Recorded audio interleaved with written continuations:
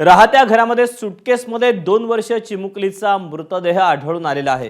नवी मुंबईच्या तळोजा परिसरामध्ये ही सगळी घटना घडली आहे। अधिकचे अपडेट जाणून घेऊयात। विनायक पाटील आपल्या सोबत आहे। विनायक, काय सगळा प्रकार आहे?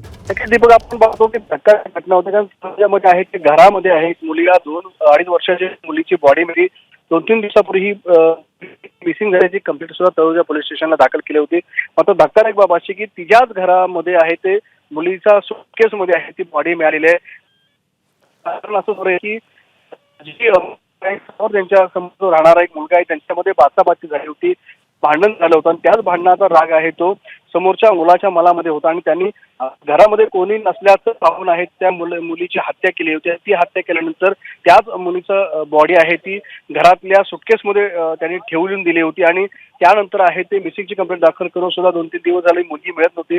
मात्र अखेर घरामध्ये आहे ते बॉडीचा वास यायला लागल्यानंतर, दुर्गंधी यायला लागल्यानंतर संपूर्ण प्रकार आहे दीपक हा समोर आले। या प्रकरणी आता एका तरुण आहेत तळोजा पोलिसांनी चौकशी स्वाभाविकच तळोजा पोलिसांनी या सगळ्या प्रकरणी आता तक्रार दाखल करून पुढचा तपास सुरू केला। अपडेट जाणून घेत राहू। तुर्तास धन्यवाद विनायक दिलेल्या सविस्तर माहितीबद्दल।